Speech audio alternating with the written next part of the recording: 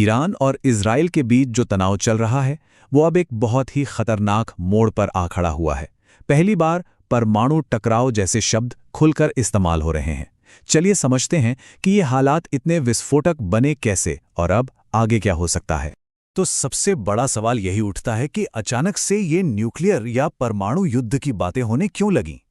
देखिए, तनाव तो महीनों से था, लेकिन ये टॉपिक हमेशा दूर की कौड़ी लगता था। पर अब ये एक असलियत बनता दिख रहा है। आखिर ऐसा क्या हो गया जिसने सब कुछ बदल कर रख दिया? सब कुछ उस एक हमले से बदल गया। यह हमला ईरान ने इजराइल के डिमोना शहर के पास किया था। और डिमोना कोई आम जगह नहीं है, यह इजराइल के सीक्रेट न्यूक्लियर प्रोग्राम का दिल है, उसका सेंटर है।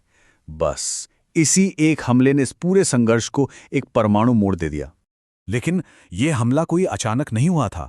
नहीं, ये तो बदले की उस खतरनाक आग का एक हिस्सा है जो लगातार भड़कती जा रही है। एक ऐसा चक्र जहां हर हमले का जवाब पहले से भी ज्यादा घातक हमले से दिया जा रहा है। देखिए, ये सिलसिला शुरू कैसे हुआ। अमेरिका और इजराइल ने मिलकर ईरान के नतांज न्यूक्लियर प्लांट पर हमला किया। ईरान का जवाब एकदम सीधा और साफ था।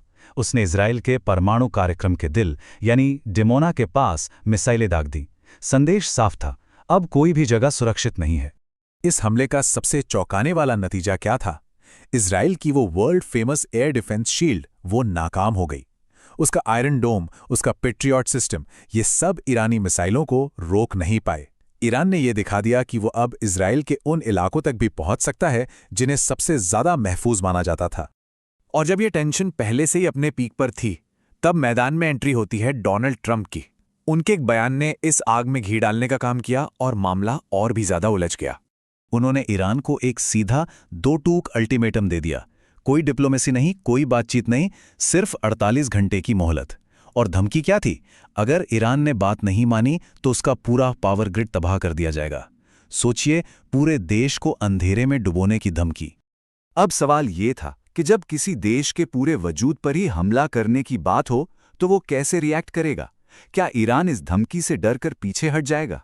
ईरान डरा नहीं, बिल्कुल नहीं, बल्कि उसने कुछ ही घंटों के अंदर अपना जवाबी प्लान दुनिया के सामने रख दिया, जो कहीं ज्यादा खतरनाक था।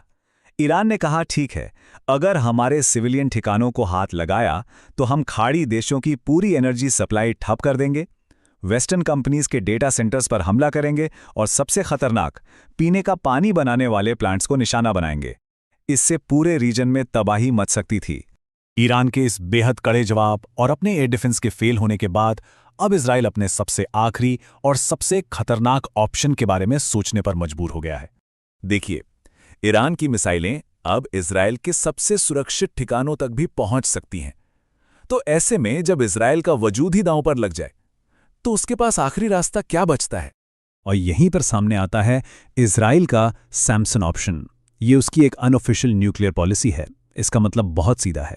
अगर इजराइल को लगा कि उसका वजूद खतरे में है तो वो अपने दुश्मनों को खत्म करने के लिए और अगर जरूरत पड़ी तो उनके साथ खुद भी खत्म होने के लिए अपने परमाणु हथियारों का इस्तेमाल करने से नहीं हिचकेगा। लेकिन यहां एक बहुत बड़ी मुश्किल है, एक दुविधा। अगर इजराइल इस पर कोई कड़ा जवाब नहीं देता तो ये ईरान की जीत मानी जाएगी। और अगर वो सैमसन ऑप्शन का इस्तेमाल कर लेता है तो पूरी दुनिया उसके खिलाफ हो जाएगी और वो इंटरनेशनल लेवल पर बिल्कुल अकेला पड़ जाएगा। तो कुल मिलाकर इन सब घटनाओं ने इस पूरे संघर्ष के सारे नियम, सारे समीकरण ही बदल दिए हैं। अब हम एक नई और कहीं ज्यादा खतरनाक हकीकत का सामना कर रहे हैं। तो पुरानी हकीकत क्या थी? ये कि इजराइल की एयर डिफेंस को कोई भेद नहीं सकता। नई हकीकत, ईरान की मिसाइलें उसे भेद सकती हैं। पहले ईरान सिर्फ डिफेंसिव खेलता था, अब वो आक्रामक हो चुका है। और सबसे बड़ा बदलाव, जो परमाणु विकल्प कभी टेबल पर था ही नहीं, अब वो एक असली खतरा बन गया है। कई एक्सपर्ट्स तो ये भी मान रहे हैं कि ये तो सिर्फ शुरुआत है। ईरान अब डिफेंसिव से ऑफेंसिव मोड में आ रहा है और ये भी कहा जा रहा है कि उसने अपने सबसे ताकतवर, सबसे खतरनाक मिसाइलों को तो अभी तक इस्तेमाल ही नहीं किया है, उन्हें आने वाले वक्त के लिए बचा कर रखा है। तो ये पूरा मामला एक ऐसे खतरनाक मोड़ पर है जहां कोई भी पीछे हटने को तैयार नहीं है। ट्रंप की धमकियां, ईरान का पलटवार और इजराइल का सैमसन ऑप्शन, ये सब मिलकर एक ऐसा विस्फोटक माहौल बना रहे हैं जो कभी भी फट सकता है। अब सवाल सिर्फ एक ही है, इस खतरनाक खेल में कौन पहले पलक झपकाएगा?